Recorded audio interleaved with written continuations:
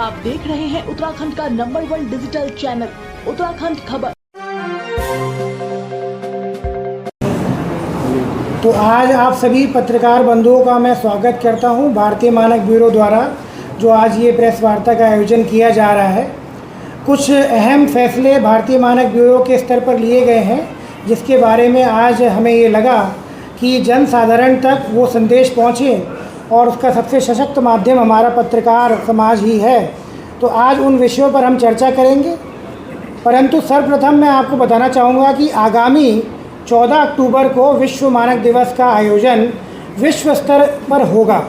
और प्रत्येक देश इस दिवस को बहुत ही व्यापक स्तर पर मनाता है। भारत में जैसा कि आप सभी लोग जानते हैं, हमारे देश में भारतीय मानक ब्यूरो राष्ट्रीय मानकीकरण निकाय के रूप में कार्यरत है और भारतीय मानक ब्यूरो अधिनियम के अंतर्गत इसकी स्थापना 1986 में हुई थी। 2016 में इसके अधिनियम का पुनरीक्षण हुआ और उसी अधिनियम के अंतर्गत हमें विभिन्न प्रकार की शक्तियां मिलती हैं, जिसमें हम लोग मानकीकरण सर्वप्रथम हमारा मुख्य कार्य वो करते हैं। मानकीकरण में मानक का निर्धारण करना, उसका संवर्धन करना, उसके हितधारकों तक उसका उपयोग के बारे में जानकारी पहुंचाना। इसके साथ साथ जितनी भी मैन्युफैक्चरिंग यूनिट्स हैं देश में, जो औद्योगिक इकाइयाँ हैं जिनको कि BIS द्वारा विभिन्न प्रकार के सत्यापन कराए जाते हैं, चाहे वो ISI मार्किंग हो, हॉल मार्किंग हो या कंप्यूटर या इलेक्ट्रॉनिक आइटम पे जो कंपलसरी रजिस्ट्रेशन स्कीम है, वो सारी जो योजनाएं हैं वो भारतीय मानक ब्यूरो द्वारा संचालित की जाती हैं। और इन दोनों मुख्य धाराओं को जोड़ने का काम करता है हमारे बीच में प्रयोगशालाओं की उपलब्धता। तो भारतीय मानक ब्यूरो की जो 3 मुख्य मैंने आपको बताए जिन विषयों पर हम काम कर रहे हैं, मानक का निर्माण, अनुरूपता मूल्यांकन और प्रयोगशाला प्रबंधन।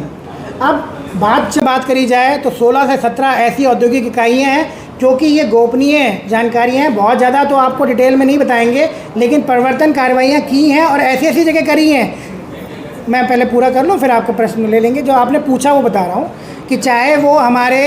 हॉलमार्किंग सोने के आभूषण जो कि बहुमूल्य उससे संबंधित एनफोर्समेंट रेड हो, चाहे हमारे निजी जो हमारे, मैं आपको नाम ले लेता हूँ, जो ये ग्लासेस हैं जो भवन निर्माण में उपयोग में आते हैं, टफन ग्लास, इनकी यूनिट्स पे भी छापे मारे। यहाँ तक कि जो कैटल फीड है, जो इनको फॉडर दिया जाता है कैटल्स को, पशुओं को खाने का चारा, उन पे भी ISI मार्किंग चलती है, वो ऐसी यूनिट पे भी छापा मारा गया। तो ऐसी विभिन्न प्रकार की इकाइयाँ जिन पे छापे मारे गए। मैंने पूछा कितनी छापेमारी कार्रवाई आपने की? वहाँ पर ISI सर्टिफिकेशन की अनिवार्यता लागू की जा चुकी है। तो अब जितने भी सरकारी विभाग कोई भी उत्पाद खरीदेंगे बाजार से, उनको तो सुनिश्चित करना है कि ISI सर्टिफाइड हो, लेकिन आम उपभोक्ता के लिए उसके लिए कोई बाध्यता नहीं है, लेकिन जागरूकता ही एक बड़ा साधन है जिससे हम उनको सचेत कर सकते हैं। और आप, मुझे लगता है हमारे साथ में एक एम्बेसडर के फॉर्म में आप ये और प्रचार प्रसार करें, अपने जो भी मीडिया ब्रीफिंग होती है कि भाई BIS के ऐप का ज़्यादा से ज़्यादा यूज़ करें, तो कभी धोखाधड़ी से आप मतलब ठगे नहीं महसूस करेंगे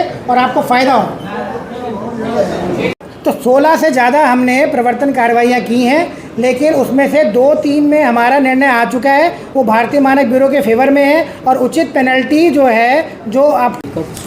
देखिए, मुख्य आयोजन तो 14 अक्टूबर को होगा, लेकिन 1 महीना पहले 15 सितंबर से ही हमने इसको एक व्यापक स्तर पर जो है इसको आयोजित करने का बीड़ा उठाया। और हमारा जो क्षेत्राधिकार है उसमें, क्योंकि हिमाचल का भी एक ज़िला है और 5 ज़िले यूपी के भी हैं, तो हमने पांवटा साहब से मानक महोत्सव का जो है शुरुआत करी और इसका जो हम अंत करेंगे, एक सुखद अंत करेंगे, वो 14 अक्टूबर को एक मेगा इवेंट किया जाएगा देहरादून में, जिसमें कि हम यहाँ पर जितने भी संबंधित सरकारी कार्यालय हैं, पदाधिकारी हैं और जो भी निजी संस्थानों से जुड़े जो हाई एंड आप कहिए कि पोर्टफोलियो के प्रोफाइल के जो हमारे गणमान्य व्यक्ति हैं, उनको हम इनवाइट करेंगे। मुख्य उद्देश्य यही है कि इवेंट में उनको बताया जाए कि कैसे भारतीय मानक ब्यूरो निरंतर न केवल मानक के निर्धारण निर्माण में, बल्कि उसके संवर्धन में और इसके साथ साथ जो भी एक उपभोक्ता के अधिकार हैं उनको और जागरूक करने के लिए, सशक्त करने के लिए प्रयासरत है। PC की है तो क्या आपने जानकारी दी है? देखिए, आप जैसे जानते हैं कि आगामी 14 अक्टूबर को विश्व मानक दिवस समस्त विश्व में एक आयोजन किया जा रहा है और भारतीय मानक ब्यूरो क्योंकि राष्ट्रीय मानकीकरण निकाय है, तो ये हमारी जिम्मेदारी है कि समस्त देश में विभिन्न राज्यों में भारतीय मानक ब्यूरो के जहाँ कार्यालय हैं वहाँ पर इसको एक बड़े आयोजन के तौर पे मनाकर जो हमारे हितधारक हैं, चाहे वो उपभोक्ता संगठन हैं, चाहे औद्योगिक इकाइयाँ हैं, चाहे शिक्षण संस्थान हैं, उनको मानकों की उपयोगिता के बारे में जानकारी दें और ये बताएं कि कैसे आज एक सचेत जो है जागरूक उपभोक्ता को अपने अधिकारों का उपयोग करना चाहिए। आज हमने एक BIAS केयर ऐप जैसा एक टूल बनाया है, जिसके माध्यम से मुझे लगता है कि अगर आप अब आने वाले त्योहारी सीज़न में भी अगर कोई ख़रीद करने जाएँ, चाहे वो स्वर्ण आभूषण हो, इलेक्ट्रॉनिक आइटम हो, होम अप्लायंसेज हो, कृपया कर उस ऐप का उपयोग कर उसमें जो भी लाइसेंस नंबर हैं, जो डिजिट्स हैं लाइसेंस के द्वारा दी गई, उनको जाँच लें और अगर आप सत्यापित कर पाएँ कि वो एक जेन्युइन प्रोडक्ट है तभी आप उसको खरीदें। तो ये महोत्सव तभी सफल हो पाएगा जब आम जन इसके बारे में जागरूक हो। सर, ये मानक